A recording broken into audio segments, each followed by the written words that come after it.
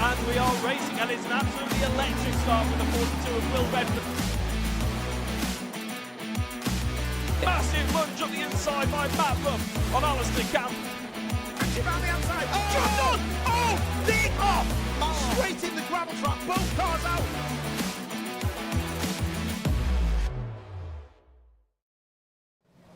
Hello, you streamers. It's Paul O'Neill. Anthony Jordan. Oh, you got it right for once. Right. Anthony Joshua. Milltek Sport Civic Cup. One of my favourite championships in the country, actually. It's like I said it actually before in commentary. It's probably one of the hardest one makes I've ever covered. It's very interesting. Cars are 20 years old plus, and they look absolutely stunning. So, we're ready to go racing for the first race of the day for these guys. But I must say, I'm looking forward to this one because it's always a good race. Difficult on brakes, difficult on tyres, but this should be quite cool, mate. These will be epic, I think is a good word to describe it. The sun is out, the wind's picking up a bit, there's threats of rain. Would you believe it, in the air? Who'd have thunk it?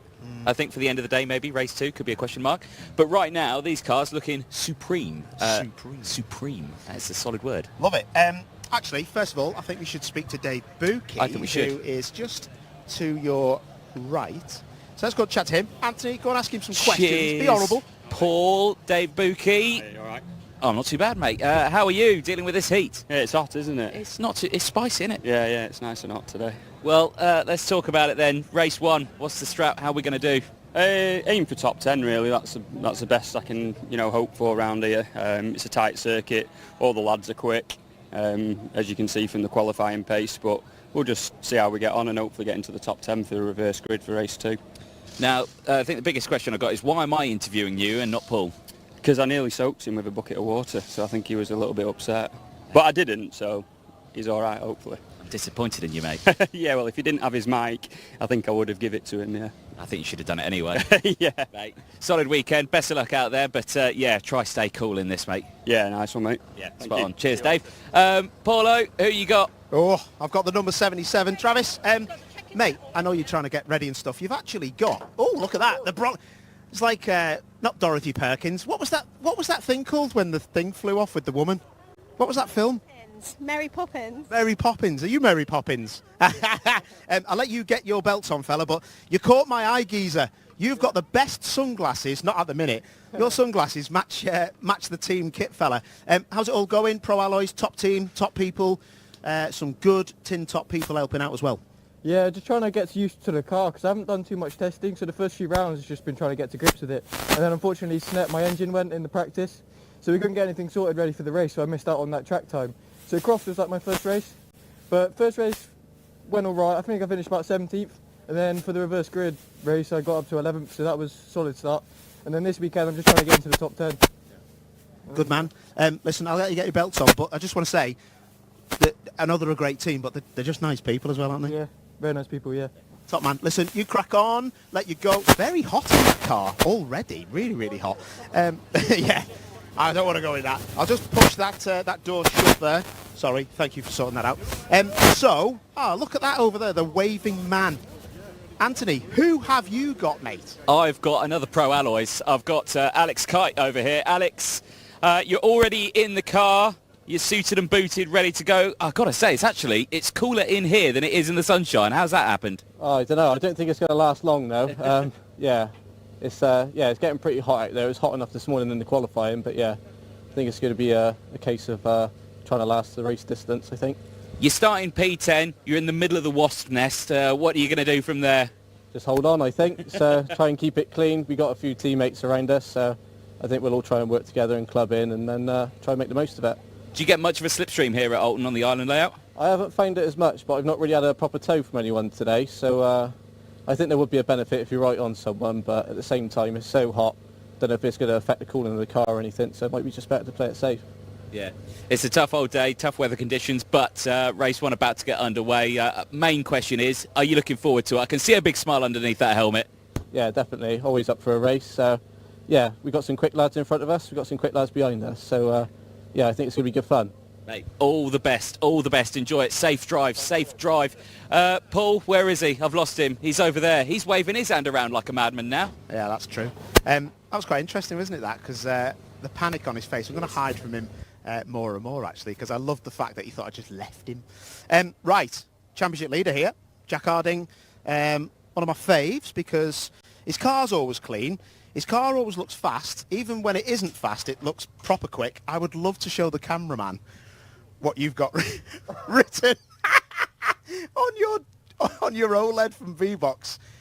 Basically, we can't show it, but it says faster D head. I mean, mate, don't swear, but who put that on? Wasn't you, is it?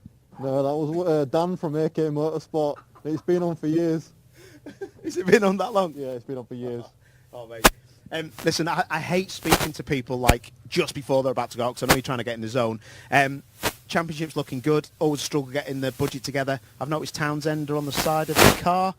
That's Gary, is it? That's a good thing to do if Gary's done that. Yeah. No, I've known Gary a long time, since the Mazdas, so came on ahead and helped us out with some entries this year. So, and like I said, I'm just trying to raise, £500 here and there from odd little bits of stickers that you'll see on the car from companies that are starting us out. Yeah. No, we're not where we want to be, but we've had an issue since Croft, and we think we've just found it. So hopefully we'll make a step forward now. Okay, mate, you might hear the whistling in the background. I'm going to let the team speak to Jack because they're about to go out. Good luck to him. Good luck to everybody. Let's just come back a bit here because we're going to throw now to an ad break.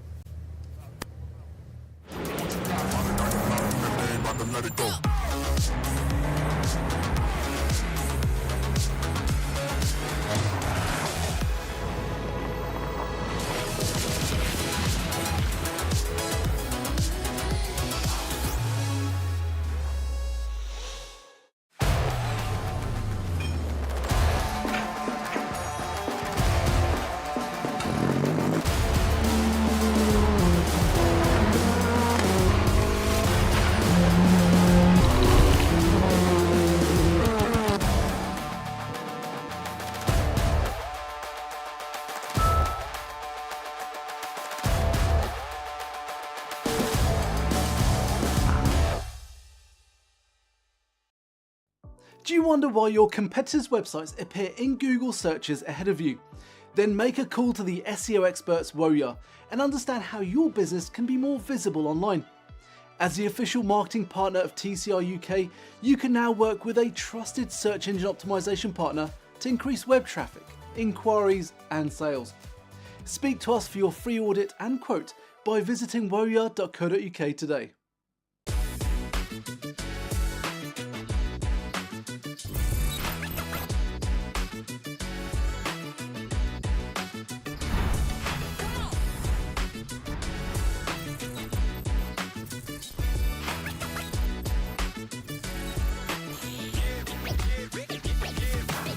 For voice and data solutions at speeds that are simply out of this world, choose Maximum Networks.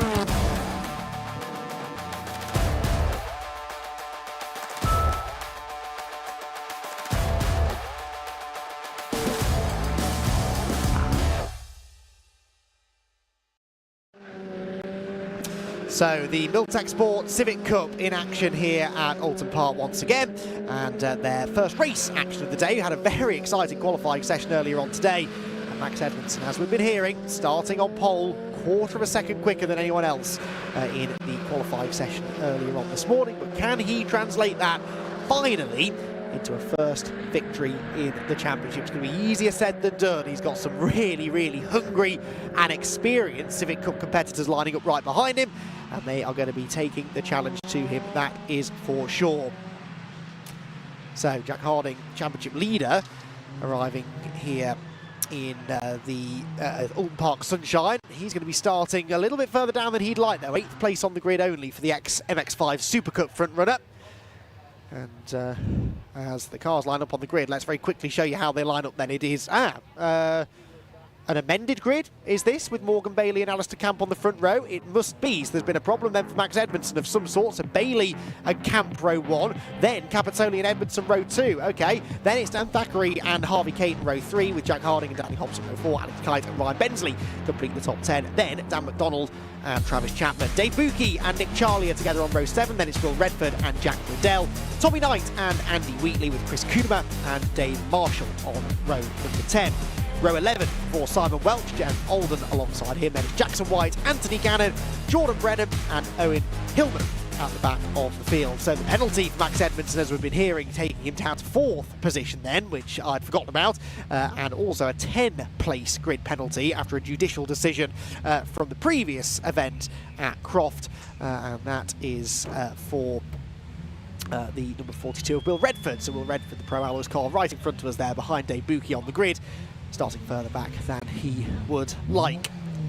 15 minutes then on the clock. The red lights go on, they go off now, and we are away and racing. Morgan Bailey, with an absolutely demon start from pole position, is going to easily lead them down into Old Hall Corner for the first time, with Alistair Camp in 2nd position. That's Thackeray on the outside of Capitoli for 3rd, Harvey Caden slipping on the inside of Max Edmondson for 5th, so things are going from bad to worse a little bit now. Worse for Edmondson, and around goes Thackeray. Thackeray's lost it coming out of Old Hall Corner, the 29 car off the road backwards, and that is not the ideal start to the race. Jack Harding has picked up grass in the grill as well from all of that, and he's now battling with Edmondson. Remember, these two had fisticuffs at Snetterton, didn't they, earlier in the season, and they almost leant on each other again down through Cascade. So Thackeray off the road, but hopefully able to rejoin. It is now Bailey who leads, Camp in 2nd, Capitoli 3rd, and somehow Jack Harding in 4th. But Paul O'Neill, surely he can't continue with a radiator full of grass. No, that car is not going to be. That car is definitely not going to be carrying on. That is going to put the engine temp through the roof. But just going back to that accident, look at the damage there. Capitoli's car front left.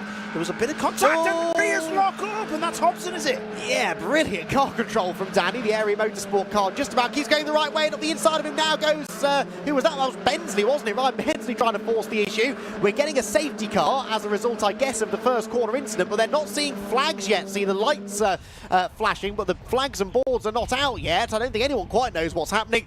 But the safety car is out. It's on the track. I can see it outside of the commentary box window. That marshal knows what he's doing. He's got the flag waving and the board out as well. And that means that Morgan Bailey and Alistair Camp's big lead that they had over Louis Capitoli will now disappear.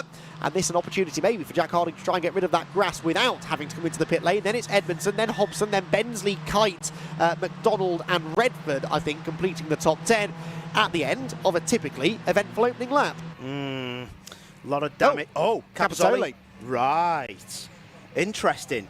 There's a few damaged cars kicking about, isn't there? Is it Max Edmondson that's got damage to the front of his car as well? Jack Harding, he's not going to know about that until the alarms come on, you know, about the heat of the engine. I can't see him getting away with that. The only thing he can do is try and, if he feels like the engine's overheating and he may have an idea that there's grass in front because of going off, all he can do is try and brake as hard as he can, come to a near enough stop and wiggle the front of the car as hard as he can. But the damage to Thackeray's car really worries me because the door was all in. I don't know if that shell's took a big hit. Yeah, well, that is a big shame, isn't it, after what had been a promising qualifying session for him. But this changes things, doesn't it, really, quite dramatically. I'm not sure what Capitoli's issue is. They're looking at the left front corner of the car. I've been watching this out of the window, but Rob Baker, the team owner of Area Motorsport, is there. They've got the gaffer tape out, but apart from the loose bodywork, I'm not really sure what the issue was for Louis, but that takes him out of podium contention for now. There was big side-to-side contact, and I might be getting this wrong, but I don't know if it was Harding and Edmondson side-to-side contact off the line. There was definitely 2 or 3 cars involved. I don't know if Louis Capitoli has actually checked up and hit the back of someone, or he was involved in that as well. So if I have got that wrong about the side-to-side contact, I am sorry to those drivers. But just looking at the damages on the car, just going through the shot there, Edmondson, I would say that's been in a bit of a tight situation as well. Is that Dave Marshall? If it's the red one, it is. Yeah, Dave Marshall, yes, 7 places gained on the opening lap. It's a 12th position. He does get stuck in, Dave Marshall, doesn't he? He was running in the production class last year. Do you know what he was telling me, actually, before, Dave Marshall in his FN2? He said they took the... Do you know what I mentioned about the rear wing being off the car? I said, the rear wing... I said, what's going on? And he went, oh, we took the rear wing off 5 kilos. So weight saving, so the car must be running heavy. And he said they've stuck a load of tow to the rear of the car, which makes it turn in a lot faster. And he said he was just about hanging onto it in quali. So he said he's done I won't give the game away, but he's you see the car with the red car just going over the brow now, and it hasn't got a rear wing on, and it should have. But he took that off, saved some weight. They've done a few adjustments, and he said he hopes the car's great. Talking of cars that are great, that is not great, is it? But it's out there. Gaffer tape must be on somewhere. The splitters took a that's going to make some horrendous noises in the cabin, and it will lose front axle grip because the understeer might be quite difficult to do. And that's perhaps what he was feeling. He must have felt some damage to come into the pit lane. There's no pit-to-car radio, so the team weren't telling him to come in. He did that of his own volition, so clearly felt something awry in the car. And that's why he came into the pit lane. So Morgan Bailey leads then from the pole position in the end. Alistair Camp in second position, still looking for his first victory of the season is Alistair, would you believe?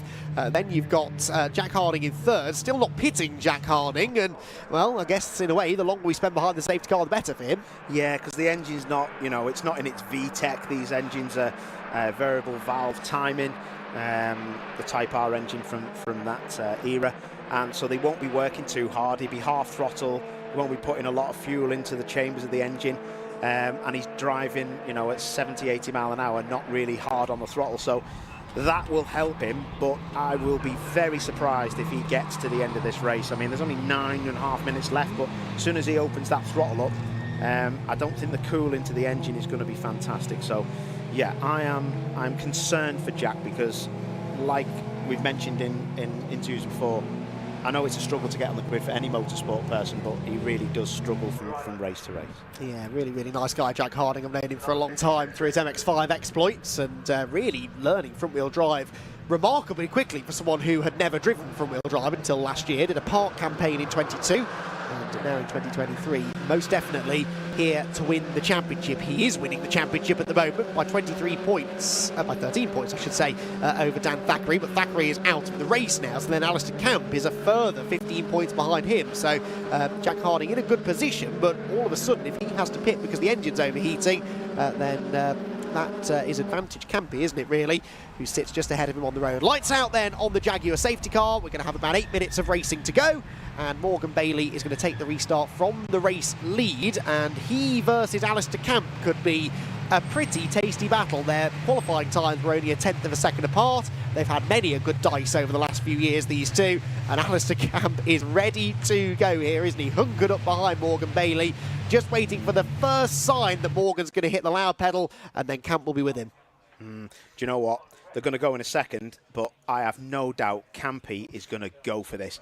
The two fieriest guys on the grid. Why is that safety car going so slow? It's picked up pace now.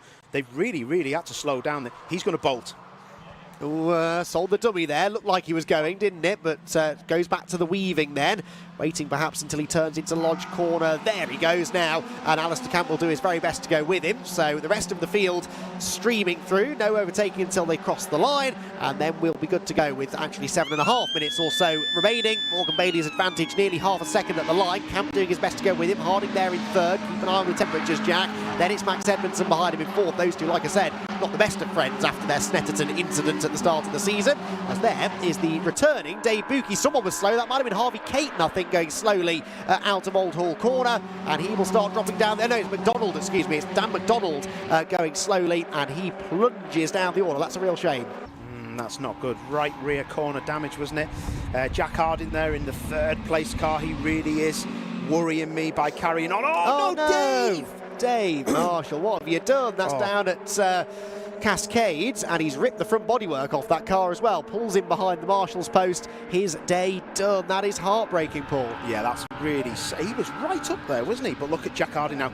Maybe we're starting to see that car slow down. When you overheat a car with electronics that these cars have, they will start to retard the ignition. The ignition will be backed off by the ECU, and it looks like he could be struggling for speed in a straight line now.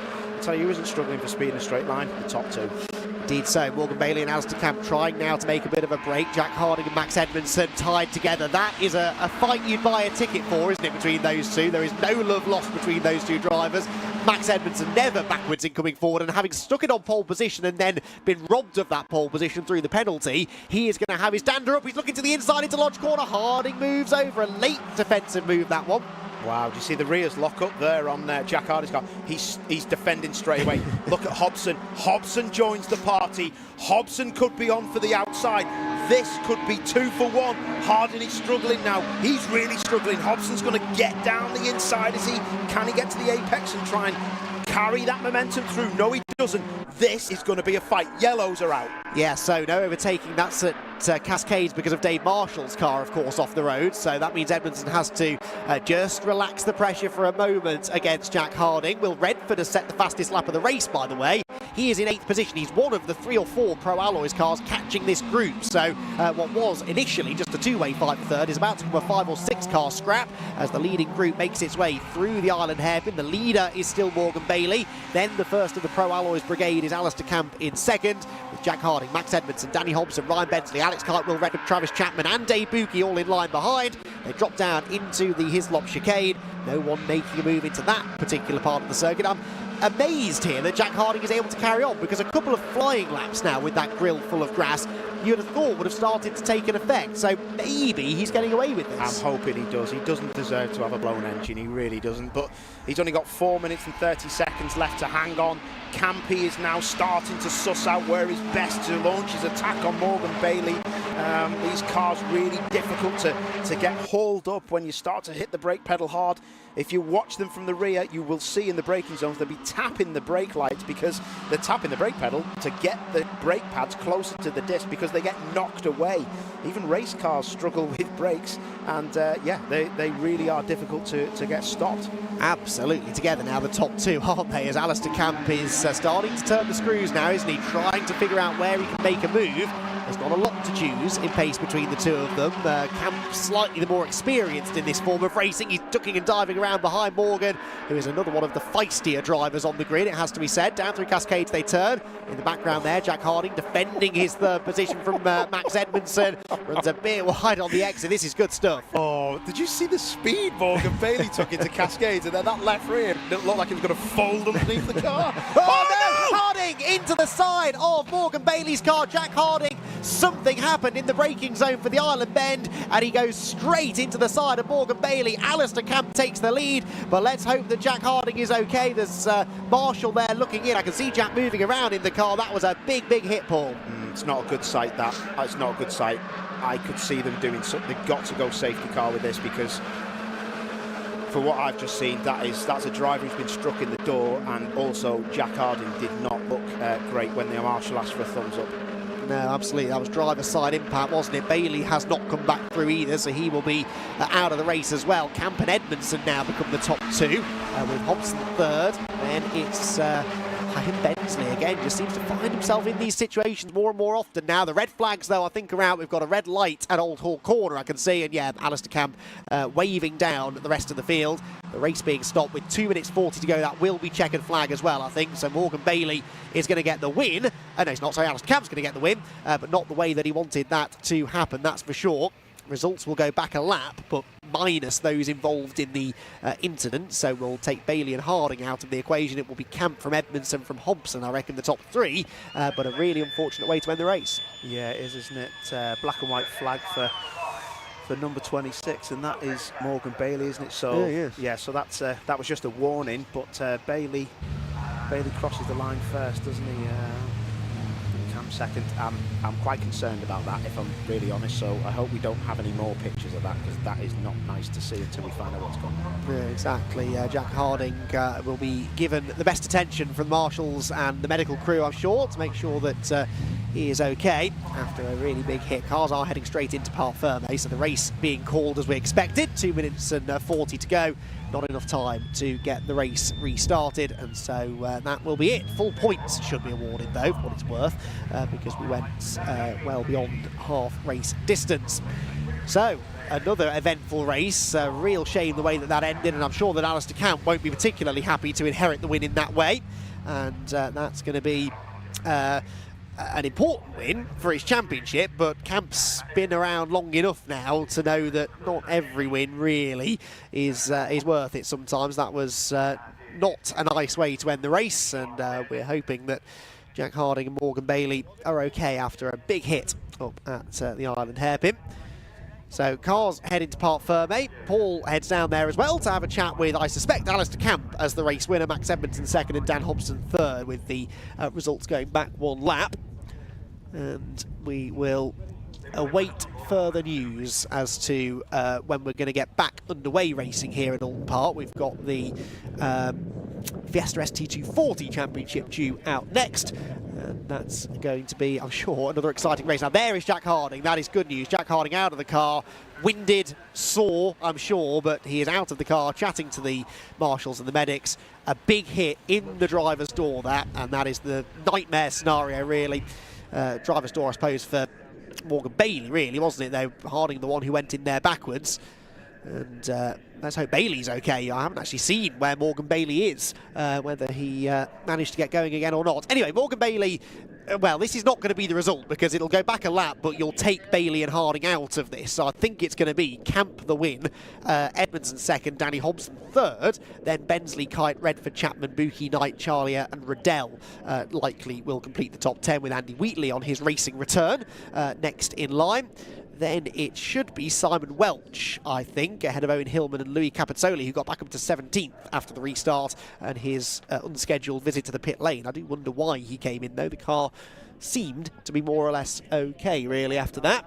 Then it was Jordan Brennan, returning to the scene of his big crash a year ago at Oulton Park, with Anthony Gannon, Jackson White, Jeff Oldham pitted, I noticed, towards the end, but got going again, with Dan McDonald, Dave Marshall retiring early on. So, real shame the race ended that way, but the best news of the day is that Jack Harding got out of that car okay. We hope Morgan Bailey is fine too, and we will give you further updates as and when we get them, but I doubt we're going to see those two back out in the second Civic Cup race, which is due to end our day's action here at Oulton Park at around about 6 in the afternoon. We shall wait and see what sort of work the teams can do to get those cars back out there. So, almost seems wrong, doesn't it, to start calculating points in a situation like this, but the full points will be awarded. Alistair Camp will get the maximum points for the win. Harding, I think, will pick up the bonus point for the fastest lap at the very least. Thackeray, of course, didn't finish either. Morgan Bailey didn't finish. Harvey Caton didn't finish. So only one of the top 5 in the championship finished that race in the end. Will Redford was 8th place at the flag. So won't score a huge amount of points either. So Alistair Camp, I think, has just taken the championship lead with that race win before drop scores are applied, needless to say. But I do think that that is the result. Harding won't get the fastest lap point, I'm here. I'm guessing that's because he wasn't running at the checkered flag, which would make sense, I suppose. And so, unfortunately, yes, confirmation of that now from the man who knows all, Phil Kinch. Right then, I'm slightly happy Alistair Camp, but I'm sure a more concerned Alistair Camp about to catch up with, I think, Anthony Jordan down in Parc Fermé.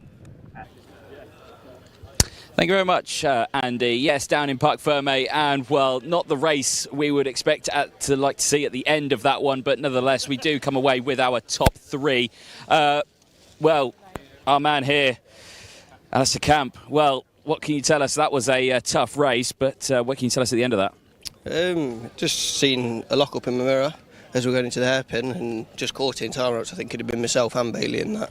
But yeah, I just managed to straighten out. Obviously the collision went there, and then we had the pace in the car. I was catching Bailey all the way along, but I just didn't want to do anything silly and cost both of the race. So, but yeah, it's not nice to see the lads are okay. Yes, we do. Same with Dan as well at the start, seeing Dan go around. All great lads, so they're all good. But yeah, car feels mega. Yeah. Massive job by everyone involved. Like Neil, Pro Alloys, fantastic job. We found a cap before we went out that was failing, so we've had to have that welded back in again. Hutch, Chris Hutchin Racing, fantastic job. Endless hours, my old man backs me all the way. Wife, everyone that helps to make this possible. We're finally back where we wanted to be. Solid. Well, congratulations, mate. Well done on the race win. Thank you very much. Alistair Camp there. Well, second place then will have gone to Max Edmondson. As I've just got some debris in my eye. Max, let's have a chat. Pole for you at the start of this one. Start didn't go all your way. Managed to just avoid the collision that happened at the hairpin. But what can you say? Solid result though for you coming away P2. Yeah, obviously you don't want to get a podium on that. I hope everyone's okay, obviously, but the pace was there. I was catching up to Jack. We were sort of having a good little battle, but obviously you don't want to overtake someone with a crash like that. So I'm happy with the result, but yeah, what can you say? Yeah, I've just been told in my ear as well that they've seen them out the car and walking away, so looks like good signs there. But you know, you can take away still a good result though for the first race. Race 2 coming up at the end of the day. Question mark over whether or not the rain's going to come out. What have you heard? I hope it's hot. Not this hot, but I hope it's dry. So I guess we'll just see. It's quite a late one, isn't it? So it'll be cooler than what it is now. Yeah, let's hope so. Mate, congratulations. Well done. Thank you. Excellent. Let's chat to Mr. Hobson, who came in P3 at the end of that one. Well, what a race. Sorry, I've got something in my eye at the moment. I'm really struggling with it. But what a race that was. Yeah, it was a bit messy at the start. I don't know how I missed Thackeray, to be honest, because he came straight across the soap. He's all right, and especially Morgan and Jack Harden. Hope they're both all right, because that was pretty nasty, really. Talk us about you know, the start in that one. Pretty hectic as well. Lots to get through, but it went all right, didn't it? Yeah, I had a really good start actually. We changed the setup on the car, and it proved then it was good. Obviously podium by default, really, but it was going to be a good race right to the end, really. Yeah. It is going to be a solid one, but race 2 coming up later on today, and you know, that's going to be a challenge, I think, for a lot of drivers. It's going to be another busy one, isn't it? Yeah, I think it's very busy. Obviously, top 10 reverse is always interesting on its own. So yeah, we'll just try and get our head down and get some points in the bag. Yeah, hopefully so. Well, congratulations, well done. Our top 3 there. Sorry, apologies about my eye, but I've got something in it and it's all going wrong. That brings us to the end of the Milltek Sports Civic Cup for the time being. Race 2 will be coming up later on today, so make sure you stay tuned for that one. But from us here, from Andy, Paul and me, Anthony, it's bye for now. We'll be see you later on.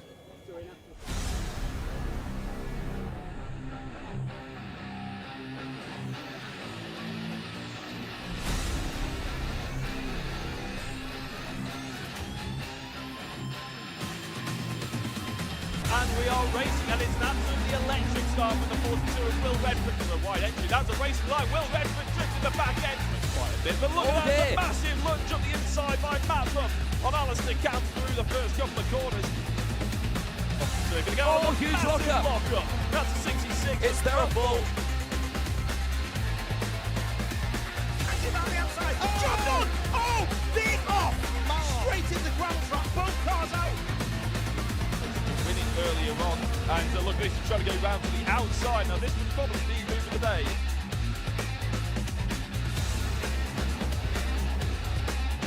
Second place, oh, big sideways moment.